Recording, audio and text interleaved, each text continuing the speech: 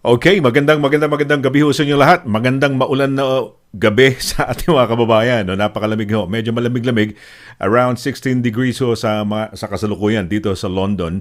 Sa ating part sa studio sa southwest ng London. Good evening ho. Sana'y nasa mabuti ho kayong kalagayan on this Thursday night. Alas 8 na naman. Siyempre, it's immigration time, no? Sa oras na ito. Hindi ho ako ang inyong host. Well, kasama lang ho ako. Hindi ho ako ang inyong host sa programa na ito dahil hindi naman ho ako eksperto sa larangan po ng immigration. Pero ako, kasama lang ho ako rito at kumbaga, iaalalay ho sa inyo kung may mga tanong ho kayo at itatanong ho natin sa ating eksperto ho, no? Yung ating dalubhasa sa larangan po ng immigration. At syempre, pakikilala ko na, walang iba kundi yung ating pinakamamahal na abogada, no? Ang ating immigration expert dito po sa Immigration Corner. Walang iba kundi si Attorney LIRA Simon CABATBAT. Magandang gabi sa iyo, Attorney. Sonny, good evening po sa inyo lahat. How are you? Yes, I'm fine. Uy, sa iyo bang lugar medyo malamig-lamig ba? Dahil medyo malamig dito sa aking part 16 degrees, umuulan, no? I think a few days ago, was it Monday, Tuesday, mga howling winds? Oh, Yeah. 'di ba mga 16? Ayan. Okay, so ayan, nakita niyo ho kami dalawang ini attorney, magkasama ho kami. At tonight, may pag-uusapan tayo ngayon, no? Mukhang siyempre, family, no? Family pinag-uusapan din, di ba? Kaya nagsasakripisyo ang ating mga kababayan pumunta rito sa United Kingdom para nang sa ganun, either kumita, maibigyan ng magandang future ang mga pamilya, or sikaping dalhin dito ang kanilang mga pamilya. Pero siyempre, may mga requisitos, no? May mga requirements, may mga requisites, no? At isa rin natin yung financial yata pag-uusapan natin because fina-flash natin kanina. Attorney, ano nga ba pag-uusapan natin sa gabing ito? Ngayon, pag-usapan natin pera, no? So it can be quite tricky. So, kung kukunin nyo, sino man kukunin nyo sa atin, yung isang titingnan nyo ng home office. May pera ba kayo? Sapat bang pera? So, kung anong kailangan nyo pakita, depende kung sinong kukunin nyo, yung asawa, o yung asawa at anak, o yung anak nga lang. So, yung pag-uusapan natin ngayon. So, Okay, sige, simulan na natin. Go. Sige. May iba-iba pala, sinasabi mo, parang may iba-ibang requirements sa different categories, no? Oo, hindi pala generic yan, no? Hindi pala generic do sa asawa o sa anak o depende pala, no? Okay, sige, simulan na natin. Sige, attorney, I'm sure excited yung ating mga kababayan malaman yan. Okay. So, okay. So pag-uusapan nga natin ngayon, sabi ko nga, pera. So, kung magkano kailangan yung pakita, it depends kung sinong kukunin nyo. So, ito specifically titignan natin applications from abroad coming to the UK. So, sabihin natin nandun pamilya nyo sa atin, sa Pinas, gusto silang kunin dito. So, unang tingnan natin, spouse application o partner, so yung asawa nyo, o kaya, pero walang anak, o kaya anak nga lang, o kaya asawa at saka anak. So, tignan natin yung tatlong yon. So, spouse o partner alone. So, isa nga lang. So, ito, ang unang titingnan nila, ang income mo ba? So, yung sponsor dito, yung British nga, o kaya settled dito, so yung nakatira yung nag-sponsor. Ang income mo, kailangan mo pakita 18,600 as a minimum. That is before tax. So, hindi nga yung nakukuha mo na diretso yung net of tax, it's before tax. So, on your payslip, makikita nyo naman doon magkano ba yung before tax. So, ang tawag nila gross pay. Right? Now, so 18,600, most straightforward is kung may trabaho ka nga dito, may payslip ka, 6 months plus na yung trabaho mo, mapapakita mo nga na 18,600. So, kung 20,000 pounds ka, nandun ka na isang taon sa trabaho mo, hindi nga yung magiging problema, kunin mong asawa mo dito. Now, potential problems is, so sabihin natin, nandito nga yung sponsor, pero wala siyang trabaho dahil may sakit. No? So, sponsors with, ang tawag niya, benefits, public benefits. So, some benefits, so for example nga, disability living allowance, o kaya carer's allowance o personal independence payment. There are other things, pero hindi man gaano mahaba yung lista. Those, kahit nga may benefits yung sponsor, okay pa rin yun. You would still satisfy the income requirement. No? So, kung meron kang benefits, tingnan mo, nandun ba sa lista ng home office yung allowed benefits? If it is on the list, okay pa rin yun. Now, most of the time though, may trabaho nga yung tao, yung sponsor, hindi nga lang sapat.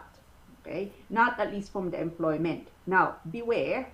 So, kung sabihin natin, meron kang self-employment, may trabaho ka, ewan ko, sa restaurant, pero hindi naman lagi, o bank staff ka, but meron ka din part-time, that gives you, say, 14,000 pounds gross per year, you can combine, no? Yung nga lang may komplikado yung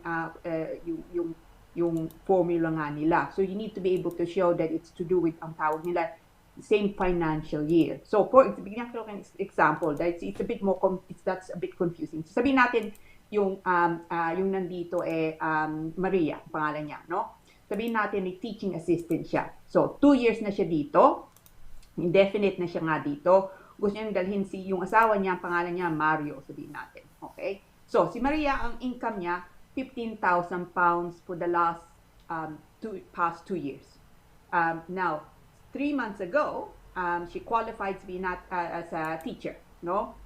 So, tumaas ang sweldo niya, now it's 20,000 pounds. Now, as she's not earned 18,600, okay, in the last six months, usually, she would need to wait nga another 3 months bago niya makukuha si Mario.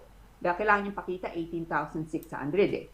Now, si Maria, kung meron siyang sabihin natin additional income, let's say na ang bahay niya, may nakikitira sa kanya, she has a lodger, and she gets a bit of money from there. So sabihin natin, gross rental income binabayad sa kanya per annum is 18,000. So, pwede niyang idagdag yun dun sa income niya. So, kung ang income niya 15,000, tapos yung rentang nakukuha niya is 8,000, no? Obviously, the total is 23,000. Sapat yun.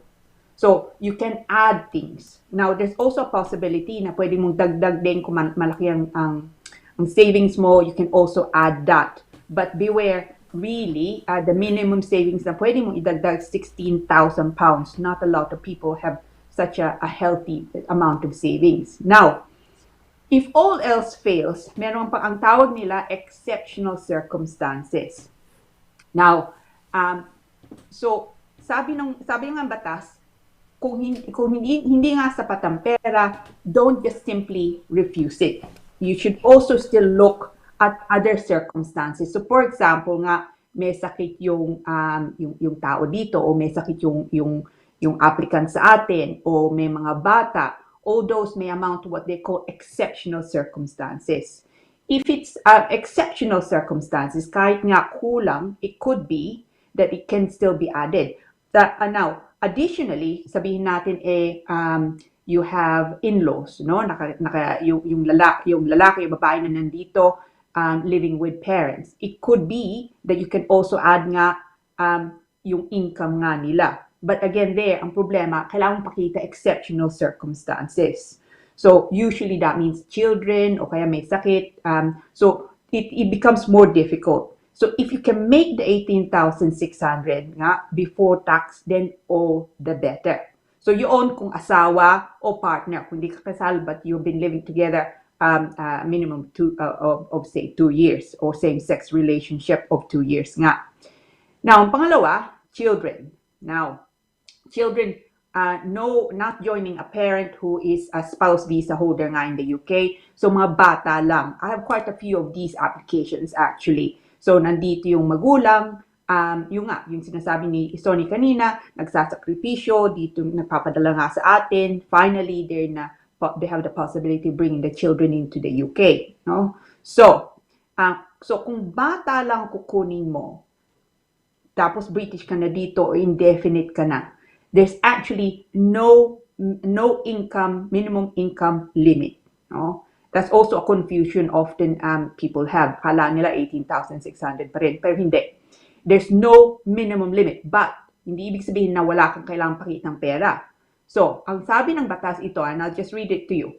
So, sabi nila, the child can and will be maintained adequately by the parent or parents or relative the child is seeking to join without recourse to public funds. So, tingnan natin ibig sabihin noon. Maintained adequately. So, importante, kayong kailangan yung pakita that you can afford the child in the UK. So, lista nyo. This is, ang sweldo ito, net of tax, ang expenses nyo nga ito, sapat nga yung pera nyo para sa expenses including, say, the rent. No? So, it's for you to show na talaga nga, it's maintained adequately. So, sapat ang pera nyo. Kahit nga walang minimum, certainly no maximum, pero kahit walang minimum, it's still up to you. Kailangan yung pakita na talagang sapat nga yung pera para sa bata. Of course, kung dalawa sila, then of course you will need more money. And also depends nga on the age. Now, yung sabi nilang child means anyone, a child of the person who's in the UK nga, under the age of 18, at least when the application was submitted, okay, who is not British, settled, or EEA national. So, kung nandun yung bata sa atin, Filipino national siya, he's 15 years old, he would qualify, of course, as a child. So, for children nga, there's no minimum limit, but beware, hindi ibig sabihin na kahit wala kang pera, makukuha niyo sila dito. You still need to show that the child can be adequately maintained by the sponsoring parent. Now, another scenario, third scenario nga is spouse and children together. Okay? So, kukunin mo ang asawa mo, kasamang bata. No? Na yung income limit na kailangan yung pakita, tumataas the more there are children. So, spouse, for the first child, the additional gross income, additionally 3,800. So, and then 2,400 for each additional child. So, let me put that in context. So, unang-una, partner, no children. So, asawa mo, wala kang anak, 18,600. Yun ang limit. Minimum. Isang bata, in addition to the partner, the husband or wife, 22,400 pounds. Dalawang bata, in addition to the partner, 24,800 pounds. And again, and you add another 2,400, so three children, in addition to partner, 27,200 pounds. So tumataas. The more children, of course, you have. I mean, 27,200 is obviously quite a lot of money, but nevertheless, it is doable for some. So be careful, and as I've said, again, you can add income nga, no? So kung malaking savings mo, you can add that. So but certainly if you have two, 3, 4 jobs, alam natin na meron tayong mga kababayan, ng daming lang trabaho, you can add those. Yung nga lang, kailangan yung ebidensya. For all of these, kailangan yung magpasok ng ebidensya. And they're looking for formal documents. No? So, payslip o kaya tax documents kung self-employed kayo. Now, beware also, and this is something people often forget, there are actually 2 financial requirements pagka magpapasok kayong application kahit sino. No? And they are hindi lang pera, but also accommodation. No? Now, you need to be able to also show, ang sabi ng batas, that the applicant will be accommodated adequately, no? Without recourse to public funds. Now, ang ibig nilang sabihin adequately, it means there's no overcrowding. So, sabihin natin, nakatira ka sa biyenan mo, no? 3 bedrooms yung bahay niya. Kukunin mong asawa mo, kukunin mong anak mo dito. So, yung isang kwarto, 3 bedrooms, isang kwarto sa biyenan, kay asawa mo, kasama mo sa kwarto, so that's bedroom 2, at saka yung bata, bedroom 3. Okay? That's not a problem. So, pwede mo silang kunin, accommodation is more than adequate. Now, kung if you're renting, hindi nga din yung problema. Actually, if you're renting a room, okay, so marami na kung din kalayante na they live in a house, yung nga lang kwarto sa kanila and everything else is shared, no? Hindi nga din yung problema as long as it is solely occupied by you or will be occupied by you and your partner. So, isang kwarto, sa iyo yun, doon titirang asawa mo, hindi nga yung problema. Okay? Now, of course, but if you're sharing that room, which would be a bit odd, but if you're sharing that room with someone else, hindi nga yung pwede. So, you need, one room is fine in a shared house with shared facilities kung isa nga lang. Well, kung asawa mong pupunta nga dito. It becomes a bit trickier, of course, the older the children are. No? Children under age of 1, they can share a room now with their parents, but it becomes more tricky, as I say, kung malalaki na nga sila, especially kung babae tsaka lalaki. No? So you need to make sure that, don't forget, so pera, importante nga of course yung pera, pero huwag niyong kakalimutan, accommodation, importante nga din. Maraming mga tao, wala silang problema nga, pakita, nagpapadala sila, relationship is ongoing, certainly there's a family unit, hindi problema ang English, so all those things, so TB test, all those things are ticked, and then they fall down on money, okay?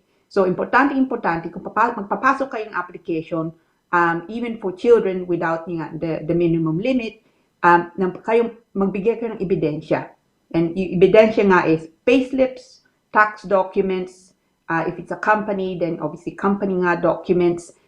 Kung kailangan yung magdagdag, then it's a question of putting two sections of payslips nga. Kung kailangan nyo ng savings, bank statements. Okay? And generally, yung mga documents na papadala nyo must not be older than 28 days. Okay? So, importante nga din, up-to-date documents. Yeah. So, this is really, it's a technical thing na the requirement, but so many people actually fail on this. But it's not necessary. Dahil sapat naman ang income nila, hindi nga lang sila nagbigay ng mga dokumento, which is a bit of a shame. Ayan na yan, attorney, no? Okay. So, ayan. So, tatlong categories yan pinag-uusapan natin. One is yung asawa o spouse and partner. Ikalawa yung children, no? And yung ikatlo yung spouse with children. Itong ang alam ko, maraming mga dumating sa atin na mga kababayan natin probably in the early 2000s, no? Yung siguro, no? Bago. Ito ba parang bagong something lang? Did this start together in 2012 when all of these changes more or less happened? Yung mga lagi nating nababanggit, 2012 nagbago. Itong mga spouse with children, halimbawa, kung isa kailangan spouse, 'di ba? 18,600 plus one child nagiging 22,400, may 24 plus for 2, 27 plus for 3. Kailan nagsimula yan? Yeah, it was. I think you're right. It was about 2012 nga. And then nung binago nila nga yung batas, there were actually challenges to that. Dahil sabi nga namin, legal practitioners, a lot of applicants, magkakaproblema nga sila, no? Because 18,600, ang hirap ng 18,600, but kung tataas pa ng 22,400. It becomes more difficult. That's why yung kaso, it's the thing that made the difference. Sabi nga nila, look, home office, hindi nga pwede na yun lang titignan nyo, no? You also need to have a look at yung exceptional circumstances, no? Pero yung exceptional circumstances, that's quite difficult to establish. So, kung hindi nga sapat, pero magiging sapat kung mag-iintay kayo na 2-3 months, my advice would be just wait rather than risking nga a refusal. Ano yung uli yun? Wait, pakiulit nga yung last line na sinabi mo, attorney. Yeah. So, kung hindi nga sapat muna ngayon, pero magiging sapat say in 2-3 months time. Yung example nga binigay ko kay Mario, no? So, rather than say making an application now and risk nga a refusal. Okay. So, maghintay na lang. Rather than risk, no, i-wait na. Rather than doing it now, there's a likelihood of being refused. So, doon na lang sa medyo malakas-lakas pa ng konti. Yeah. Okay, siyempre lahat ng mga nilalakad, lahat ng mga applications, whatever category, may mga dokumentong kailangan, syempre. Pero parang may nabanggit ka na nag-stick sa mind ko, documents shouldn't be older than 28 days. Ibig sabihin, pag, Yeah. let's say, bank statements, kailangan yung halos recent lang, ganun? Hindi po. Yung, Ano ibig sabihin ng 28 days? Yeah, should not be older than 28 days. So, you should submit documents, sabihin natin payslip, payslip of 6 months. Pero the last payslip should not be older than 28 days. So, sabihin natin, so I've had clients, for example, na refuse sila, dahil pinasok nilang application, the payslips are a year old. No? So, ang sabi ng home office, no, hindi ito pwede, dahil ang lumang-luma na nga. So, yung pag magpapasok yung documents, yung payslip nga, so count 6, so kung ngayon nyo papasok, count 6 months from 6 months backwards, no? So ano tayo nga, August na tayo, no? So February. So from February nitong taon na, from February nitong taon na ito hanggang August, I think that's about 6 months, no? So yun ang kailangan yung pakita. So don't forget nga, must have up-to-date documents. May definition ka ng child. You were mentioning about 15, ganun. Okay. Pag kinuha ang anak, di ba, anybody below 18, di ba? But ang 17, ang 18, how do you classify? But parang 15 yata, you classify it as a child? Tama ba yun? Tama ba yung tanong ko na yun? Para kasing nabanggit mo kasi 15 under the age of 18, tapos yung pwede, di ba, kunin. Pero you mentioned specifically the age of 15, parang technically, is it a child?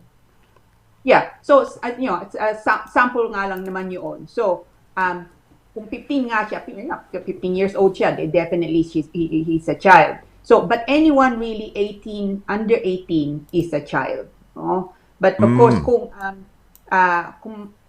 teenager na nga yung bata, so sabihin natin ito, kung batang-bata pa yung mga bata, it is less likely na would be refused.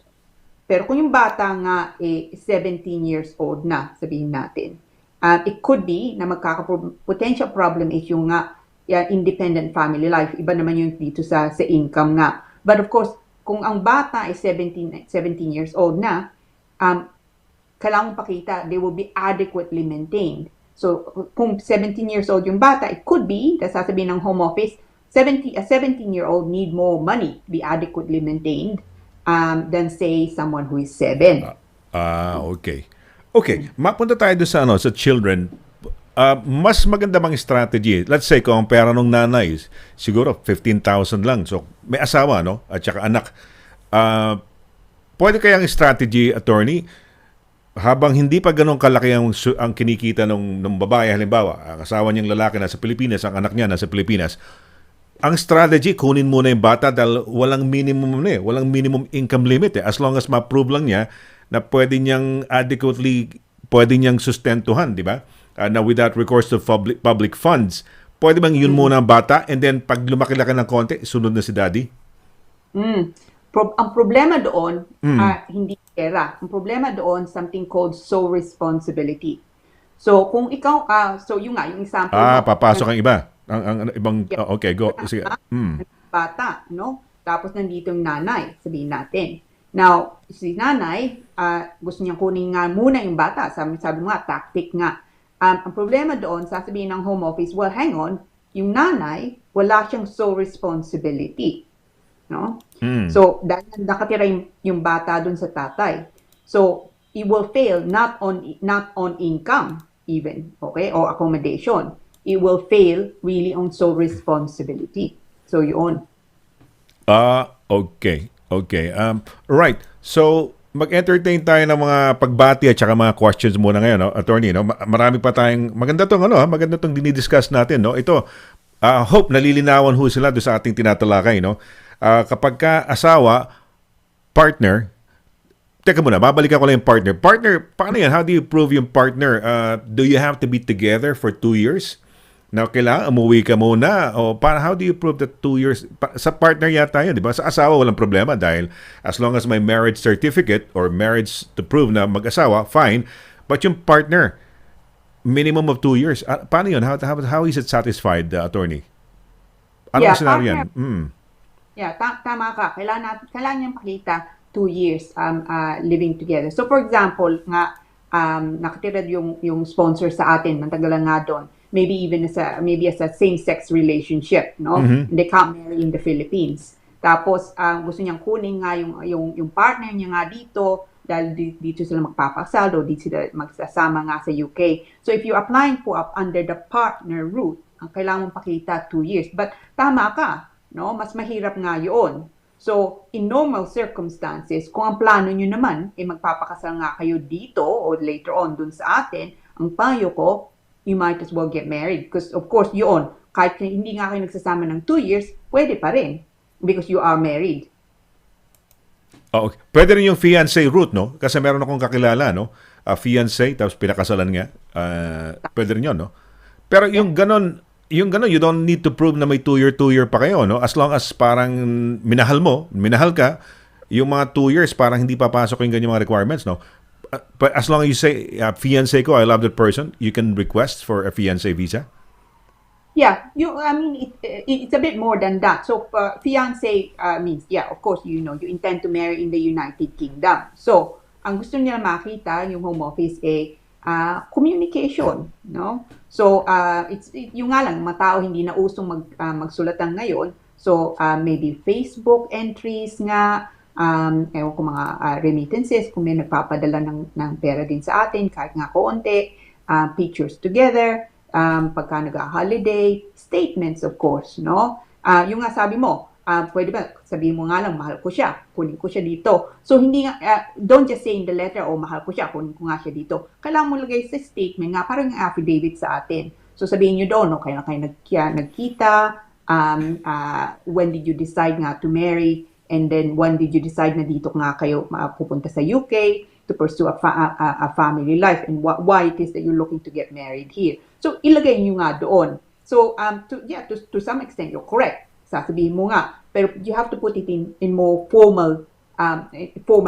more formally, para bang affidavit nga. And yeah, dagdagan nyo. As I've said, remittances, mga cards, if you're sending cards still, Facebook entries, phones, no? Mobile telephone numbers, makikita nila, lagi kayo nagtatawagan. Okay, attorney, pababatiin lang natin yung ating mga ibang kababayan, no, na ito. Ayan, sabi ni Marie Fairbank, sabi niya, Fairbank Marie, good evening, Sunny, Laragan, and Lira. Nakikita mo naman yata, no? You can see it, attorney? Yeah. Oh, you can see it. Okay. Ayan, tapos, si Darmin, ito ay one of our talagang avid friends and viewers, no? Si Darmin Ballarino, good evening. Sabi niya, ayan, sabi niya, no? Tapos, may tanong yata rito si Marie Fairbank, no? Ang tanong niya, ayan, mukhang... my question, a Filipino 19 years without documents. Siguro 19 years na siguro dito, no? Can you advise what is best to do? Is it true that next year, his 20th year, it is automatic for him to acquire resident visa? Good question. Okay. Oo. Sorry, okay. Oo. So, yung tao, matagal na siya dito, 19 years na. Wow, long time. Wala nga lang siyang visa. So, either pumasok nga dito, visitor na wala na, no? So, now, his 2-decade anniversary is coming up nga next year. So, 20 years. So, ano pwede niyang gawin in order to regularize his stay in the UK? Now, may pag-asa yung tao. It is what's called the 20-year long residence route. So, under the 20 years, kailangan pakita na talagang 20 years ka na dito, dire-diretso, no? Kailangan mo din pakita nga that you are what they call good character. You're suitable to get a visa here. So, most of the time, ang problema kung 20 years yung papel, yung mga papeles, dahil kailangan mong ebidensya na talagang nandito ka nga sa UK. So, kung kadadating mo dito, meron kang nabukas ng bank account, that's quite good. Bank statements is good. Kung nagtatrabaho ka, meron kang payslip, of course, it's a problem na nagtatrabaho ka potentially, pero kung meron kang payslip, at least that's something. Pero most of my clients that come under that, ang pinaka-problema namin ay yung ebidensya. Now, it can be, so you have to be quite creative kung anong papadala mo. So, it could be Facebook, no? remittances. Remittances are good, that's their formal documents. Pictures, no? I mean, 20 years is a long time, so it could be na meron kang, sabihin natin, kaibigan na may bata, lagi mo siya inaalagaan, lagi kayo nagkikita. Ang maganda nga sa mga bata, nakikita mo, lumalaki sila. It's easier to distinguish between a child getting older than, say, an adult just getting older, no? So, you have to be sometimes quite creative. So, yung question mo, 20 years, pwede siya magpasok. But, Marie, hindi yun automatic. There's no such thing, unfortunately, in immigration, no? So, kailangan niya magpasok. So, ang application niya under the 20-year route is, yung papasok niya under the long residence nga, if he gets it, ang bisang bibigay sa kanya, unang-una, 30 months muna. Okay? 2.5 years yun ang una. Kailangan niyang i-extend yun. Pagka 10 taon na siya dito, nun nga lang siya pwedeng magpasok ng application for indefinite leave to remain. But in the meantime, pagka nakakuha na siyang visa, kung gusto niya magtrabaho, hindi problema. Gusto niya mag-aral at magtrabaho, hindi din problema. O kung sino, gusto niya 3 trabaho, hindi din problema. Kung gusto niyang umuwi sa atin, magbakasyon, pabalik dito, hindi din problema. So it's actually quite a good visa to have. Okay. Wow. Okay. Ayan, may tanong dito siya, no? Hindi lang nag-flash sa screen natin eh. Babasahin ko lang sa gilid kasi gigilid ako kaya medyo ikaw muna papakita ko, attorney, no? Ito, coming from Edgar Duway. Ang tanong niya, magandang gabi po, Sunny and Attorney LSC. LIRA Simon CABATBAT. Parang LSC ka, parang London School of, ano ba yan? Parang gano'n, no? LSC. Anyway, katanungan po, may friend po ako na nag-work dito as a nurse for almost a year, but subalit hindi nakatiis sa lungkot, umuwi ng March bago mag-lockdown. But now, gusto niyang bumalik just to visit ang friend namin na nagkasakit.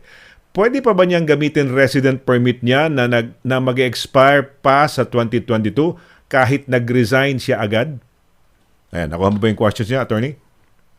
Okay, so ang pagpasok nga niya dito, ang visa niya, work visa. No? Work visa niya, siguro nag-work dito sa nurse for almost a year, pero di nakatiis na lungkot, umuwi bago mag-lockdown.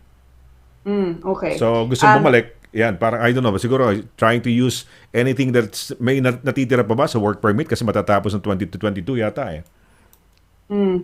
Yeah. So, yung kaibigan nga niya, nurse siya, may visa siya hanggang 2022, umuwi siya sa atin for good, nag-resign na siya sa trabaho. No? Now, magkakaproblema siya. Dahil yung visa niya, that's PBS, no? Points-based system. So, ibig sabihin, it is linked to the employment. Kung wala na siyang employment, and the Home Office probably knows about it, pagka papasok siya dito, checking nila, and they will see nga na wala na siyang employment. Also, she's not allowed to come in on that basis na nga.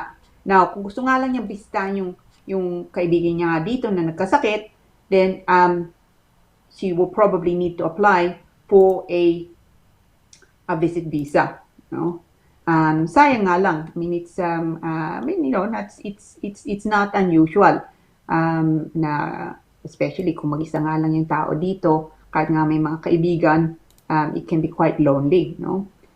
But yeah, so she can't just use it just like that. Dahil yung visa niya, it's linked to the employment eh. Okay. All right. Okay, so may additional tanong yata siya, no? May maganda naman. Maraming salamat, Marino. Marami siya mga questions tonight, no? Ito yung kanyang question. Nababasa mo ba, attorney? Masyado ito maliit, no? Pero, teka muna, babasahin ko lang dito. Sige, okay lang. Gagawin natin ang paraan dito. Ito, a wife working as a nurse here in the UK petitioned her husband and 2 children to come to the UK. Baka ito yung kamukha nung sa ating pinag-uusapan. Now, all of them are British citizens. Unfortunately, the husband left the wife for another woman. Can the wife, out of revenge, petition the immigration for her husband to lose his British citizenship? Kinuha yung asawa niyang Pilipino sa pati 2 anak. Unfortunately, the husband left the wife for another woman. Can the wife, out of revenge petition the immigration for her husband to lose his British citizenship. Pwede ba yun? Hindi. Hindi Hindi na, no? mangyayari yun. Wala na, no? Wala na. Oo. Dahil nga British na nga siya. And Oo. also, babawiin nga lang nila yung citizenship kung ang tao becomes a security issue, no? So for example nga yung mga taong napunta nga sa they were part of ISIS, no? Binawi nga yung citizenship nila. But there you have to show that he's a security risk to the United Kingdom. So yung ginawa nga niya, it's obviously an awful thing na nangyari nga yun, but that on its own hindi nila babawiin. Better yet, and this what you could do, yung kaibigan mo Marie, I think kung kasal nga sila, she can of course divorce him and apply for financial relief money, no? So at least meron siya makukuha. Pwede ba yan? Baka mas malaki pa kita niya as a nurse, attorney. Yeah, Mas maganda ba yan? Di ba? Baka Yeah. pagka nagkabilangan ng mas yung pwedeng kunin. Halimbawa, yung pension ng babae, ng nurse, baka mas malaki pa doon sa pension ng lalaki, no? Hindi kaya mag-backfire yan? Siguro, ang suggestion ko na lang, lasunin na lang niya siguro, pero wag niyang gagawin. Lasunin niya, pahagisan ng bomba, o di ba, maka-revenge ka, pero hindi, wag mo gagawin yon. Kaya lang siyempre sa gigil mo, no, biro mo, sometimes kinuha mo na eh. Buti ito, ganito, maaaring kinuha, nagluko. Merong iba naman nagluko na sa Pilipinas, siguro may partner na, at may bina-blackmail yung mother o yung sino man ng spouse na gustong kumuha doon sa mga anak, bina-blackmail na hindi ko papayagan yan hanggat hindi mo ako sinama. Parang ganyan, no? So, yun, yung mga ganong style na na situation. Yeah, Oo. nangyayari. No, Nangyayari. nangyayari nga yun. It's sad na nga yun that it happens. Pero kung ako kayo, frankly, kung ganun ang ugali niya, probably best na wala na siya ngayon, no? And then you can get on with life and hopefully mga bata nga din they can grow up without the hassle. Okay. Ito, ang tanong, if all children are of all age na siguro, nasa age na siguro, how can the children join even for just visitor's visa o siguro visitor's visa, no? Just for visiting to come to the UK, what are the requirements? Okay. So, you want the child, okay, anak mo pero over 18 na, no? Oh, baka may edad na, no? So hindi na pwedeng ikunin as a dependent. Yeah, I mean, there's something called the adult dependent route. Pero kung most of the time it doesn't apply, well, actually most of the time it doesn't apply at all, no? The adult dependent route really would only be possible kung may sakit nga yung bata o kahit matanda na nga sa atin, for example. But kung sabihin natin na yung bata katatapos ng university, sa kolehiyo sa atin, gusto nga niya lang pumasyal dito, makita niya yung magulang niya dito, bibisita nga lang, absolutely. He can apply for visit visa. Ang problema nga lang doon, what can be a problem is, kailangan yung pakita na talaga nga, yun nga lang intention niya. No? So, kung early 20s, wala siyang trabaho nga muna sa atin, katatapos nga lang niyang kolehiyo, wala nang natira sa atin dahil magulang nga nandito, okay? Kahit magandang buhay sa atin, nandun bahay, nagpapadala nga ng pera yung magulang, you may find na the Home Office may say, well, we have concerns about the genuineness of intention, na talagang babalik pa siya sa atin. Oh? And I see that so many times, truly nga frustrating, na kung it is to some extent it is discriminatory, no? They make certain assumptions just because nga walang trabaho yung bata sa atin. But yeah, absolutely, you can apply for visit visa. Yung application ng visa to come over, that's one stage, no? Iba pa yung pagpasok dito, no?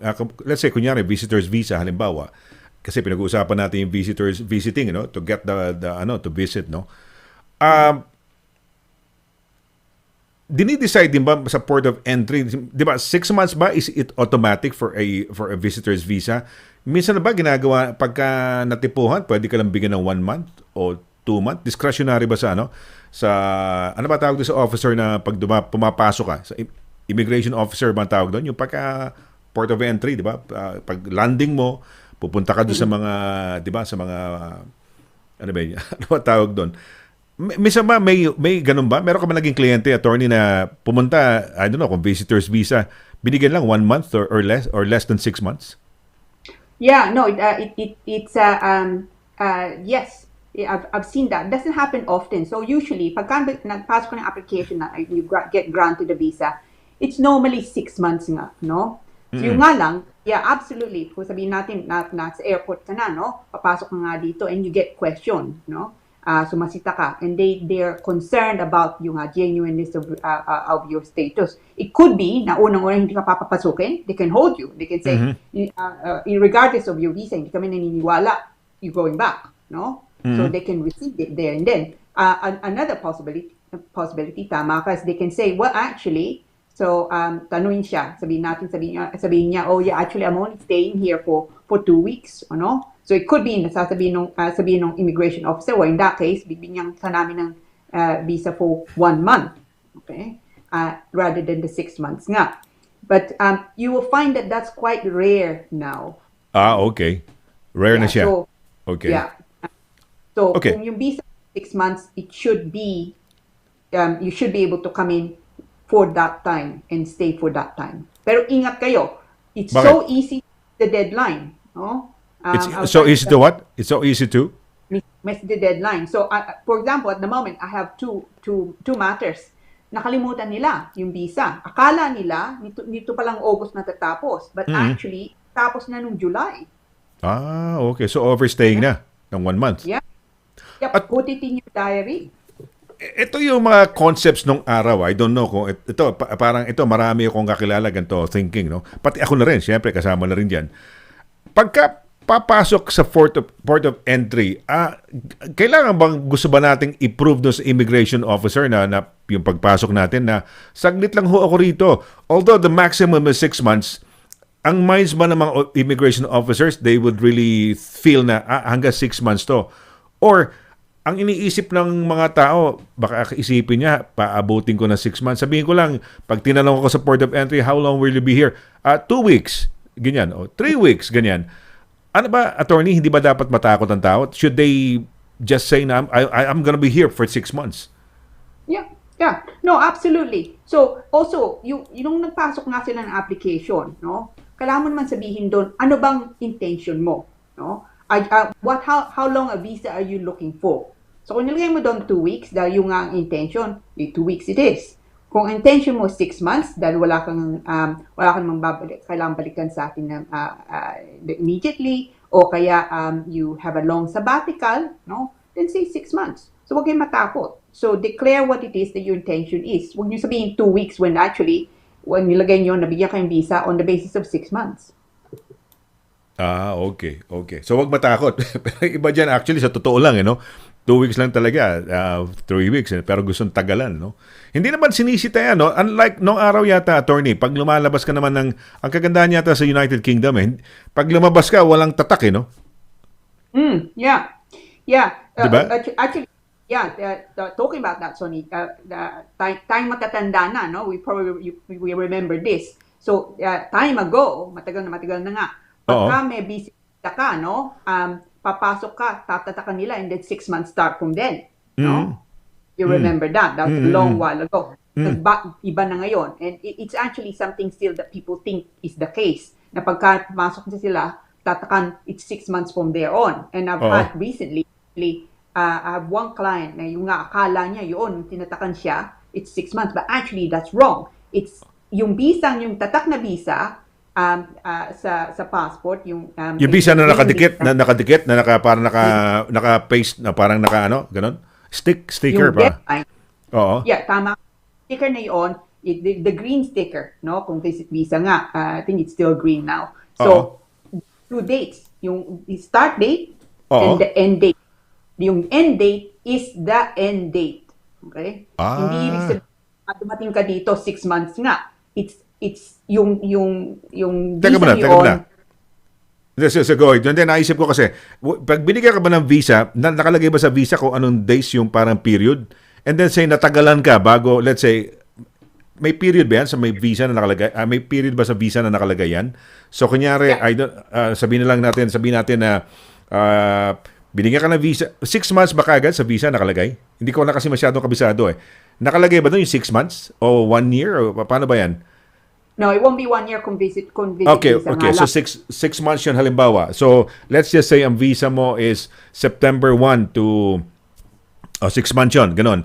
Dumating ka ng November. Ganon na ba yan? Parang you missed 2 months already? Ganon ba ibig sabihin nun? Absolutely. Yeah. Yeah. Okay. All right. Sa passport mo na visa, yun nga ang visa mo. And so, Ayun. beginning, nandun yung end visa, no? So, Ayun. mga tao, they're delaying entry. Sabi, I've actually had a client, sabi niya sa akin, I wanted to be there for Christmas. So, binigyan siya ng 6-month visa, no?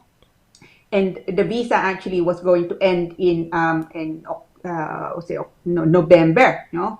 It was end November. So sabi niya, ayaw niya pumasok muna dahil she wanted to be here for the Christmas period and after Christmas. So kala niya, pagka pumasok siya dito, 6 months ang bibigay sa kanya, starting from the date From of the entry. date of entry, pagtatak. Hindi.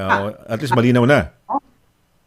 So, in fact, nung pumasok nga siya dito, she had to go back before the visa expired. Sayang nga lang, that time, nag-iintay siya thinking na, okay, daway, nandun ako for Christmas. Pero mali siya. It ends in November. Kung gano'n, halimbawa, for example, dumating siya ng basta yung time na halos mauubos na yung kanyang 6 months. Tapos, nag-overstay na lang. Wala akong choice na hindi ko na-realize. Lately ko lang na-realize. Kunyari, halimbawa, naisip niya na, ganun pala, yung 6 months pala, nandun pala sa visa ko, hindi pala yung time na pumasok ako at natatakan. So, pinasok na niya halos dulo na lang. Mag-overstay, yan ba may repercussions yan? Pag, let's say, kumuha uli siya ng visitor's visa, makikita ba yun? Na, di ba nga, parang hindi naman yata nalalaman pag lumabas tayo sa atin dito, ano?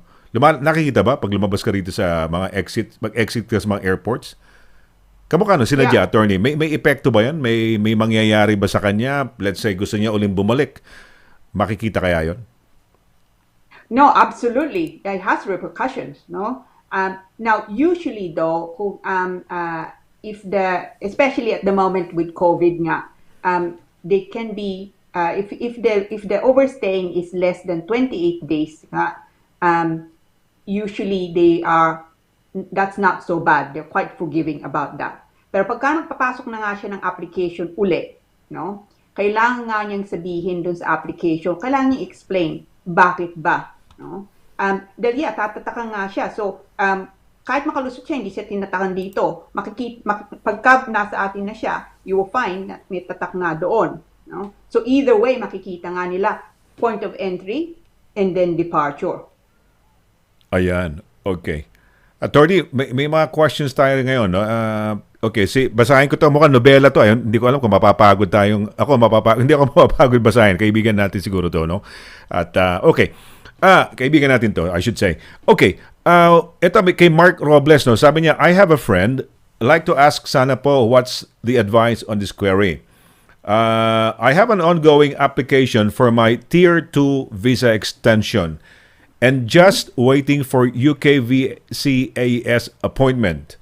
My main concern is that my visa is due on siguro 8 October to, no? 8 kasi nauna yung date sa atin, 8 October 2020, no?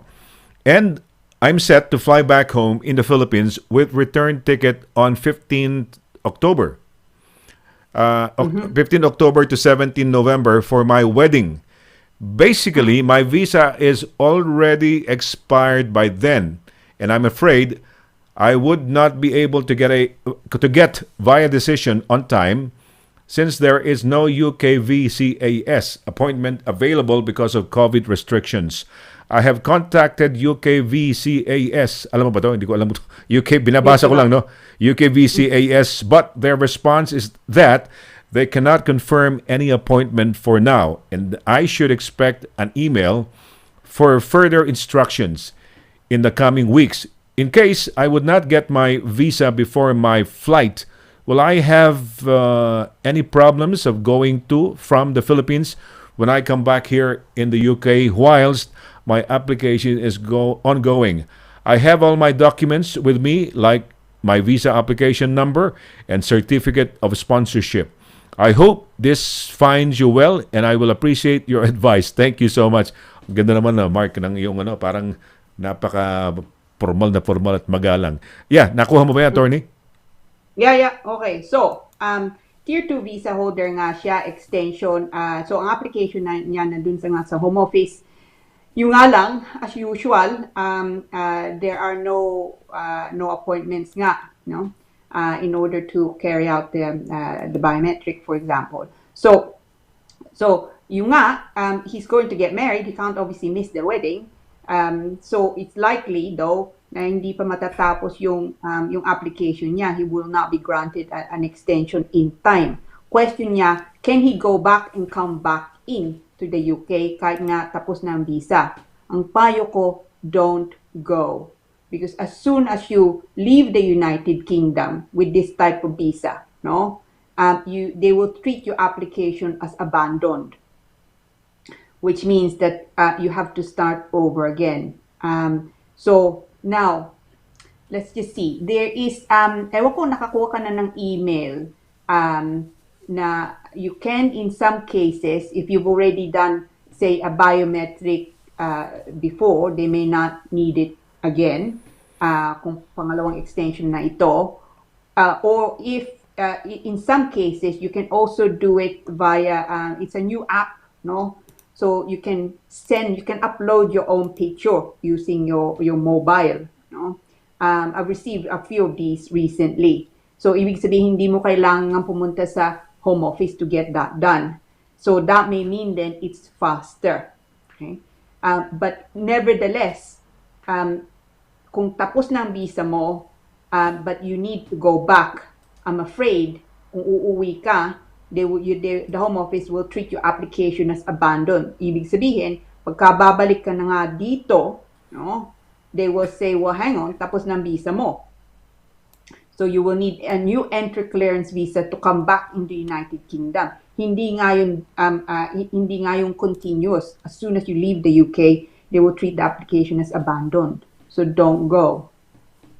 Ayan. Okay.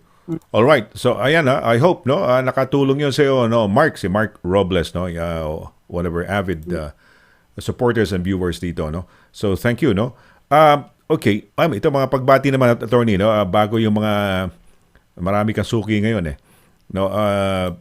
okay. So ito yung ating kaibigan si MM Giling. Ayan. Hi, good evening po, sir. Ayan, sabi niya. Hi, teka mo, nasa ba ito? Pasok nga natin. Hi, good evening po, sir. And ma'am, kumusta po? Ayan, si MM Giling. Ayan, pati picture niya. Doon, cute. Siguro, anak niya siguro yan. May picture sa kanyang Facebook. Okay, ito naman, si RG Minodin. Ito, taga Spain. Talagang kita mo naman, talagang nakatutok sa atin. Good evening po. Sabi niya, Kuya Sani Laragan and to Attorney Lira Simon CABATBAT. We're watching here in Malaga, Spain. Ayun. Uy, wow. Thank you very much. Thank you po. Nagpasalamat si Marie Fairbank Lira. Thank you for the reply. Thank you for the very informative reply, sabi niya. At umabol lang siya na konting pahabol lang, sabi niya. Follow-up question, siguro ito yung parang doon sa may revenge, no? Sabi niya, follow-up question po, can the nurse stop the husband to meet and visit the children? How about the properties?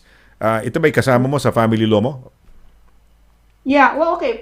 Let's touch on that a little bit. So ito, can she stop the husband seeing the children? So it's never a good idea, no? So, because he can make an application for what they call child arrangement order, so that magkikita sila ng mga bata. And also, it's not a good thing to do, no? Dahil yung mga bata maapektuhan, una. Now, about the properties, absolutely, properties dito, properties sa atin, sa Pinas, that can come, that goes into a melting pot. Yung nga lang, it goes both ways. Hindi nga lang ibig sabihin na siya nga lang magbabayad o kung yung properties nga lang niya may bibenta. So all the properties that were acquired during the marriage nga, during the relationship, that goes potentially into a melting pot, and then the judge can make an order. Okay? So, yung nga sabi mo kanina, Sonny, can it backfire? It can backfire, but to be frank, if the relationship is finished, it needs to get sorted also yung pera. No? Now, kung hindi pa siya nagbabayad ng child support, she should also look at the possibility. I mean, in the olden days, it was called the CSA. I can't remember kung pangalan na nga ngayon. But they will assess him directly. So wala ka naman kailangan gawin. They will do all the legwork, and so that the children can also have maintenance, which of course they should get from him as their father. Okay, may additional question tayo rito, no, attorney.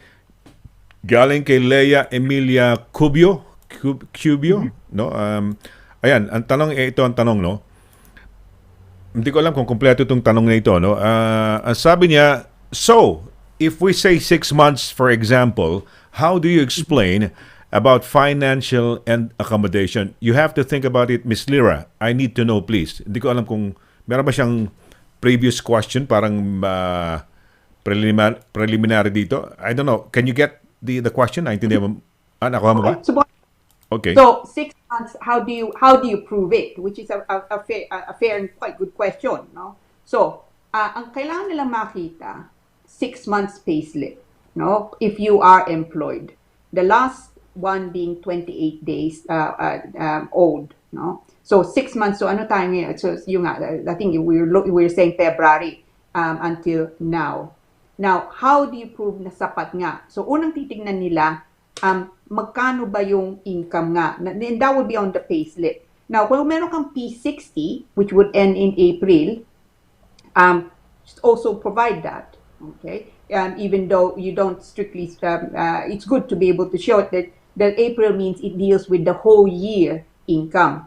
So kung income mo from April 2019 hanggang April 2020 is already 18,600, then chances are you also satisfy the income now.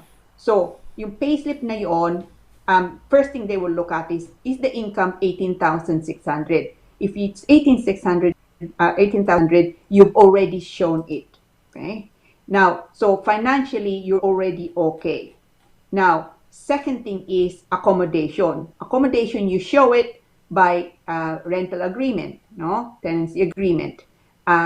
Show maybe even pictures of the property. Okay, if you own the property, maybe the particulars nung binili mo. Okay, land registry record that shows you actually own it. So all those things can be provided as evidence nga that sapat. Now, if there's no income requirement, so sabihin natin yung kukunin mo nga lang dito ay yung anak mo, no? So how do you show na sapat nga yung pera, no? At saka sapat nga yung accommodation. Well, accommodation is less difficult potentially in that case. Pero yung pera, because there's no minimum requirement nga. Now, yun, kailangan mo pakita income mo. Una, start again with payslips. So the last 6 months payslips. Kung meron kang mga savings, that's also quite good. Dahil ibig sabihin, hindi nga lang sapat, may sobra pa. Okay?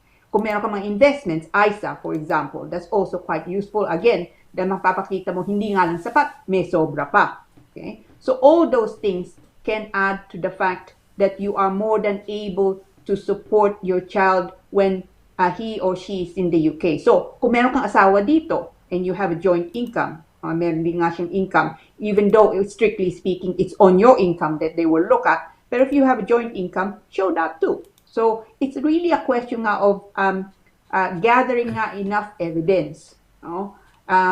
So, but it's important nga, kayong kailangan magbigay ng mga documents na yon. So kung hindi mo bigay, hindi ka nila tatawagan. They will just refuse it. Ayon. Okay. All right. Ayan, may mga pagbati tayo, no? Ito mga pahabol na pagbati sa atin, attorney, no? At Well, talagang babad na babad tayo sa ano, napakaganda ng ating discussion, yung pagpapaliwanag mo, no? Uy, nagpapasalamat pala si Edgar Duway doon sa sinabi mo kanina, no? Sabi niya, yes, I thought so, sabi niya, and I'll tell her. So, Edgar, yes, thank you rin pag sa yung tanong, no? At least may nakinabang na kasamahan mo, kaibigan mo. Okay, may bumabati dito si Joey Baluyot, no? Ayan, sabi lang niya, good evening, Sir Sunny and Ma'am Lira. Ayan, may Oo. hearts at saka naka-smile May siya. emoji pa tayo. Oo nga, may emoji pa. Ayan, oh. Ito, baka hindi ko alam kung kilala mo kasi ang dating ng kanyang pagbati parang kilala mo to. Sabi niya, ito si Nia Turner. Kilala mo ba to? Parang Yes, medyo, yes. oo, sabi niya, good evening, Lira. Nice to see you. Yeah, Nice to see you. Nia Turner. Ayan. So, si Nia Turner yan, no? At, okay, oops, ano ba to? And meron pa tayong pagbati rito, no? Ito, si Leia, yung kanina, si Emilia Cubio. I was referring, ito, iba raw ang reference yata. I was referring to a question for the visitor's visa. Sabi niya. Intense na lang, ha? Ayan, I was referring to a question for a visitor's visa because you were saying about the entry visitor's visa. Ayun. Yan. Okay. So, Okay, sige. what to do with financial requirement for the visitor visa, yun ba? Baka yan siguro. Okay. So yung visitor visa, yeah. Yun, it depends really kung kung anong financial situation nung papasok nga dito. So sabihin natin, I think in that case yung bata nga papasok dito to visit o kasi sabihin natin kapatid. Kailangan niyang pakita na sapat nga, meron siyang pera pagka nandito siya. Now, kung inimbita nga siya dito, and really, ang magbabayad ng lahat-lahat, accommodation, allowance, lahat doon, pagkain nga dito, yung magulang dito, o kayang kapatid dito, o kaibigan nga dito. So, ang kailangan niyang pakita, yung sponsor nga, sapat yung pera niya dito, meron nga siyang ding accommodation. Now, importante din, kung merong income nga yung taong papasok dito, yung turista, no? May income siya sa atin o doon siya doon siya nag-aaral, pakita nyo din, especially kung magandang income niya. Not so much because of the financial requirement, but more yung intention nga. So kung magandang trabaho mo sa atin, then what you can say is, well, why would I want to overstay in the UK when maganda naman buhay nga dito? You see? So it goes towards intention. I mean, it's a terrible thing to have to show, but it is a question now. It goes to intention. So the answer to your question is, kung meron kang pera, pakita nyo. Kung hindi naman sapat, dahil inaasahan mo yung bibisitahin mo dito, then kailangan pakita nila na meron silang pera for the short time na nandito nga yung tao, which is just 6 months naman eh. Ayan. Okay, so ayan. So at least nasagot na, no? Yung tungkol diyan, no, sa visitor's visa. Nako, very interesting ng ating naging discussion today, and we really would appreciate would like to let everybody know we appreciate it, no, yung ating kanilang pagsama sa atin, attorney, no?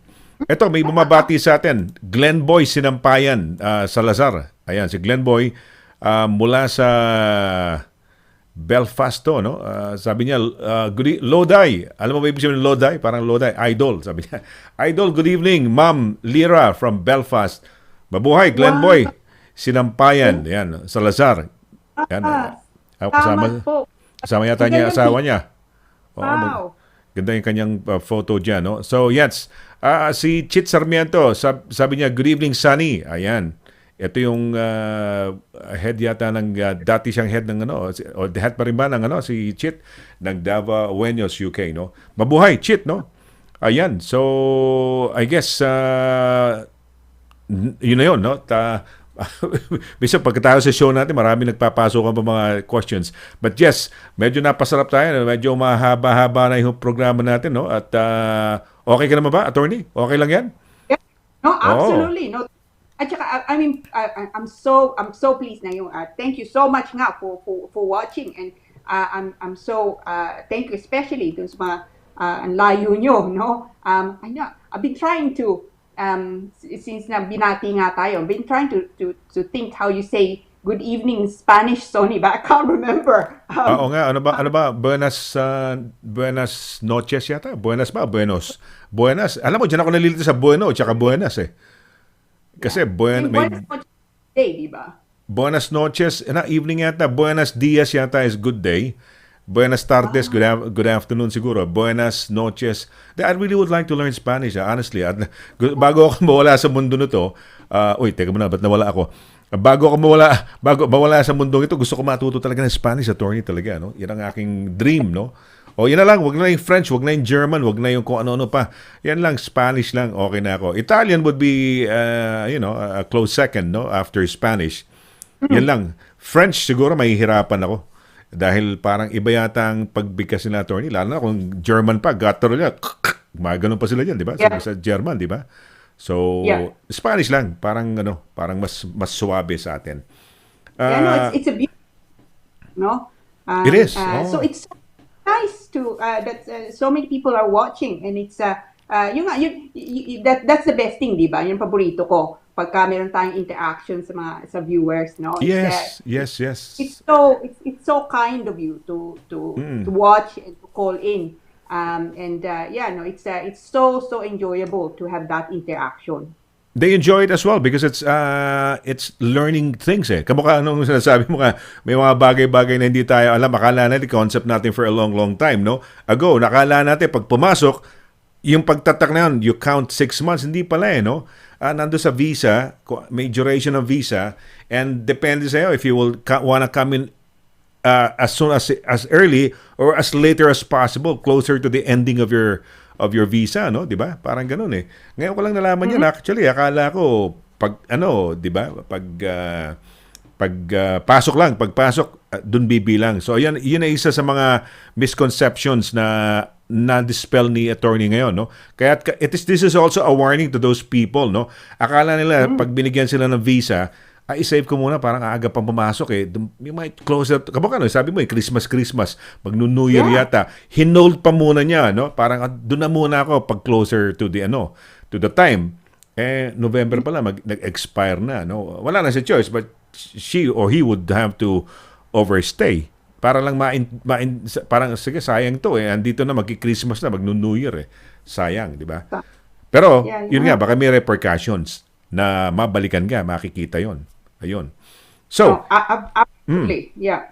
So it's but you nga din. I mean, last week actually, I had some people afterwards nga nag-email sila sa akin, and I answered everyone but one. Dahil hindi nga niya, I wasn't sure where she's emailing from. So kung gusto niyo may tanong pa nga kayo, no? O I've not been able to deal with the question perhaps in enough detail nga ngayon. Kung meron kayong tanong, then just email me. Ito yung email ko, nakikita nyo, cabatbat@douglas-simon.com. Pero please, ilagay nyo dun sa subject, lagay nyo doon, immigration corner. No? So alam ko, okay, it's to do nga with that. It could be na meron kayong mga question nga ngayon na gusto nyo dagdagan, or you want me to just clarify a few more things na linawin ko. So I'm happy to, of course, do that. At yung nga, sabi ko last time, and with something Sonny and I always discuss. So, kung may problema, huwag kayong mahiya, tawagan nyo ako o mag-email kayo sa akin. No? It doesn't matter kung English o Tagalog, kung anong gusto nyo gawin. And then, I will reply back. No? Mas maganda nga na at least ask the question. Kung hindi ko alam, I can make able to point you in the right direction. Na? If it's not strictly speaking my expertise or indeed jurisdiction, it could be that I can still help by just I can point you in the right direction, as I say. So better to ask than not ask. Pero lagay nyo nga lang please in the subject, so alam ko you're actually emailing me because of our session nga today, immigration corner, just sa taas, and then that way I can deal with your questions properly. And you can also, actually, thank you, Sonny, for showing that. You can also note it in the inquiries bit. Nakikita nyo sa website namin. And the website, I will actually update with yung pinag-usapan nga natin. I will also make a note with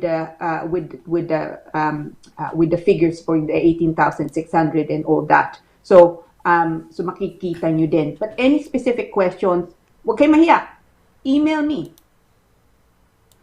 Yes, palagi ko, yun ang way nila para kung yung mga nahihiya na itanong live on the show, siguro baka it's quite embarrassing for them because they don't want to be parang coming out in the open, no? Pwede ho yan. Iba sa email nyo lang ho. Ang request lang, no, para at least pansinin din ni attorney, baka kung sino lang, no, ilagay ho nyo immigration corner. So that would mean na napanood nyo sa program dito kay attorney.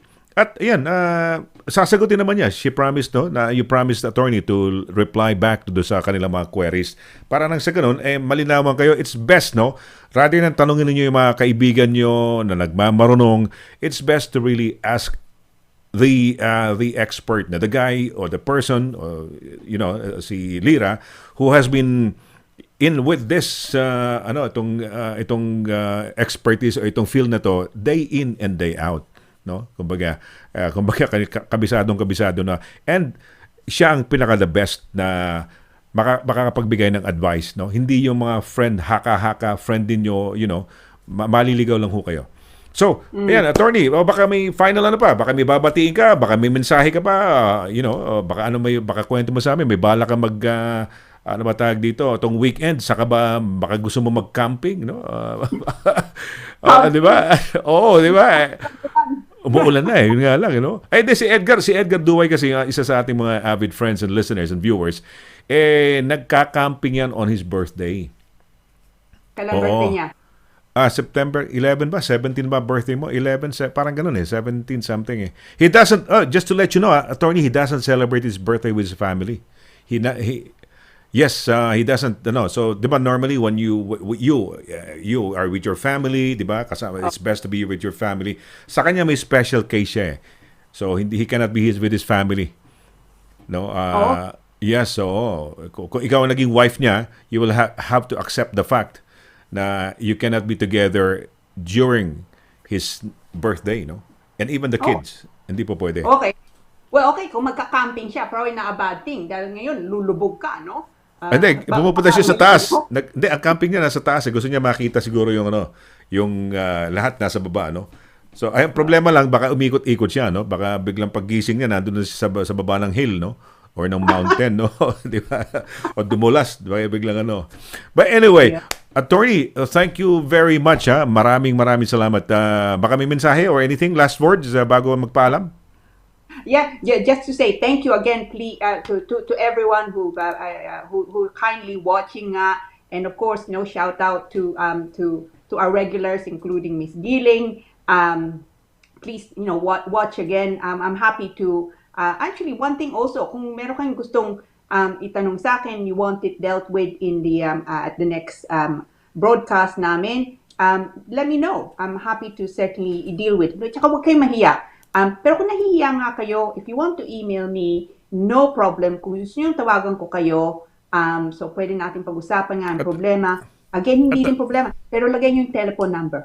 Attorney, okay ka ba? May 5 minutes ka ba? Of course. Hindi kasi ang dami pumasok ngayon mga tanong may Aid de la Paz at kung ano-ano pa rito. Basahin ko na lang to mga comment nila. Ito sabi ni Aid de la Paz, Leia, kumo-comment lang siya kay Leia Emilia Cubio. Sabi niya, Leia Cubio, buksan mo ang website ng Home Office, naroon ang mga requirements para sa sponsorship. Ihanda mo yung mga requirements tulad ng sinabi ni Attorney CABATBAT. Very important, may income ka, bank statement, letter of invitation, etc., accommodation. Ayan, so I did it many times both for my mother and brother at the same time. Okay, Ito si Barbara Quintal Roberts. Hello, good evening po, Sir Sunny and Attorney. It's my first time to listen to this show. I'd like to ask something. Yeah, I hope it's not out of the topic. I just renewed my Philippine passport using my surname, the surname of my husband. My question is, what are the documents do I need to change now that I'm here in the UK? I don't know if you can answer that, Attorney.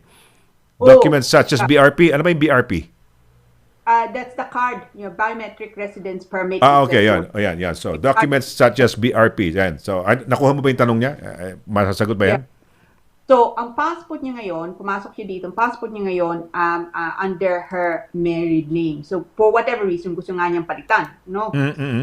Now, it's more, of course, Philippine law jurisdiction nga yun, no? Now, as I understand it, hindi nga yung pwede na basta-bastang papalitan mo unless you can show that the marriage, say, has been annulled, for example. You're then, unless you can show that, you are, as I understand it, stuck with that name.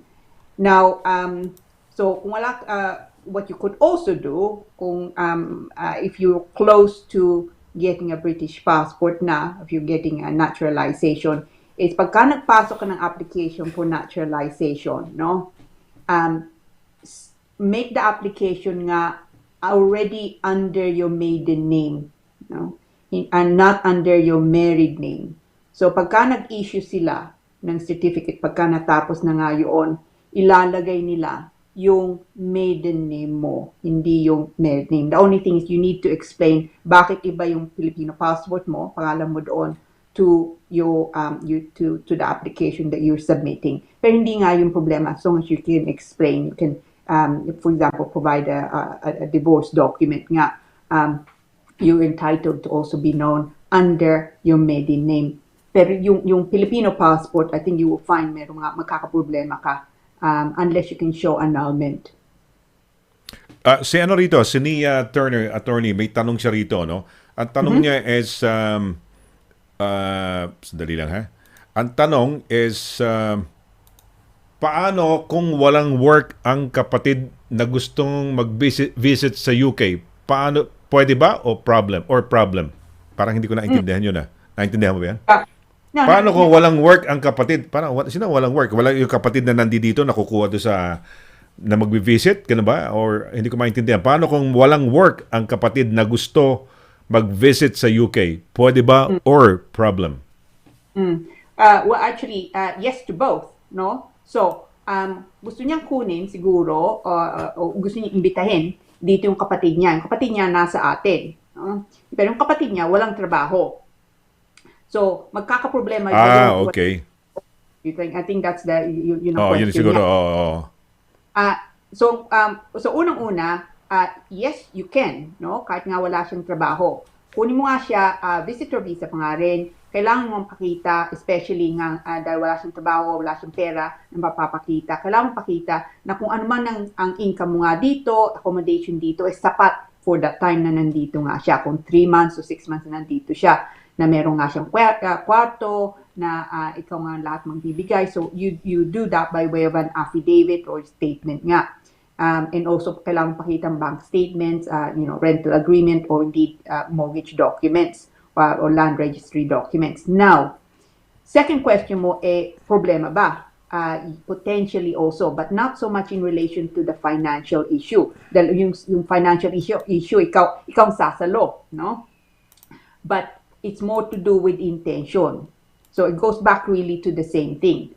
Kung yung kapatid mo walang trabaho nga sa atin, sabi mo, no? Wala siyang pamilya nga din sa atin. Wala siyang babalikan na sabihin natin a career path o to eskwela nga, no? Then it could be nasasabihin ng Home Office, well, we think yung circumstances niya will likely lead to this man overstaying. No? So it goes to intention rather than anything. So doon, importante nga, magbigay kayo ng statement, sabihin nyo, why is it that he will not overstay? So sabihin natin, maganda naman buhay doon, no? That nakatira siya in the family home, wala siyang renta, sabihin natin. O kaya nga, meron siyang balak na mag-aral next year. You can also say, of course, that yung pamilya nga niya sa atin, but that on its own will not also lead to, will not necessarily convince the Home Office na talagang hindi ka mag-overstay nga dito. So it's a combination nga of saying, providing nga documents, information to show na talagang babalik nga yung tao, yung kapatid mo. So the answer to your question is yes to both. You can make an application, absolutely. But it is a potential problem, not to do with finance, but more to do with intention. Yes, so dahil parang isipin kasi baka hindi na bumalik no? 'Di ba?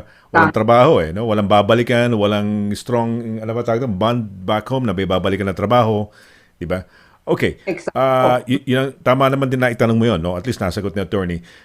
Good evening po, Sir Sunny. Ito lang mga pabati ng pahabol na lang, no? Para lang kasi malaman nila na at least nagbumati sila, nabasa rather than nagpaalam tayo, no? Good evening po, Sir Sunny and Ma'am Lira, always watching here in South Wales, UK. Wow. Gina Tenko?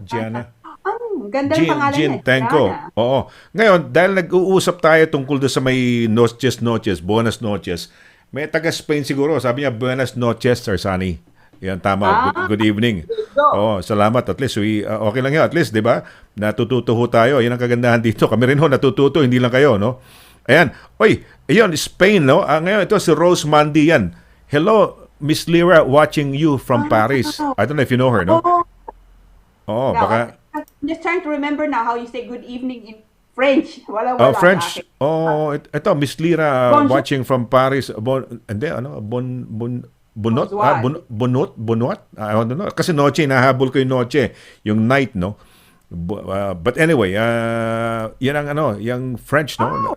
O baka na-offend sila na sabi natin, hindi ko agad alamin ng French. Kasi ang hirap kasi ng French, para kang kumakain ng pansit, no?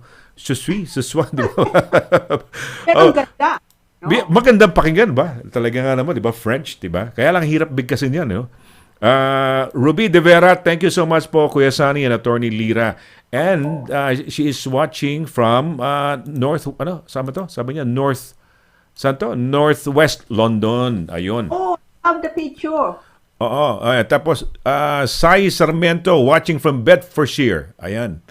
Uy. Wow. Oo.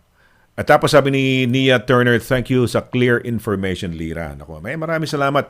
Ayan. Ganito ho, agahan ho ninyo manood, no? Ang start ho ng program natin alas 8 ho, no? At so, at least, aga-agahan pa lang, mga 7:30 pa lang, nakaabang na kayo. No? Sa ganun, matutunan ho. Tell your friends about it. Share this program to your friends because this is educational ho. No? Hindi lang ho kayo makikinabang, pati yung mga kaibigan niyo, no? Kakilala ho ninyo. Because this is something that's very important ho, ang immigration. At lagi ho namin sinasabi, di ba, pagka nakalusot ka rin sa immigration, para ka nanalo sa lottery. Ika nga, no? Because sometimes you equate it with, let's say, getting this permanent residency, equating it parang for a good life, no? Because you got the chance to work, wala ka na limitations sa work, maski saan, pwede ka na magtrabaho, no? Ika, you can start a business, ika nga, no? Maraming magandang maidudulot pag maayos na ho yung inyong papel. Okay, well, thank you very much, Attorney. Maraming salamat. Mabuhay ka. And of course, as always, no, it's been a wonderful Thursday night, informative night for you, for us, for me, for everybody tonight, no, for our interaction. Huwag ho kayong magsawang sumabaybay dito, no? At nang sa ganon, ay makaalam ho tayo. So, thank you very much, Attorney. Magkita-kita ho tayo, Attorney, next Thursday. So, till then, you take care. God bless. And advance happy weekend to you. And enjoy the rest of the night. Ano yan? Yeah. Good night. Ingat po kayong lahat. Ingat kayong lahat. Ayan. Magpapaalam na ho kami ni Attorney. Bye-bye. Sige po. Salamat.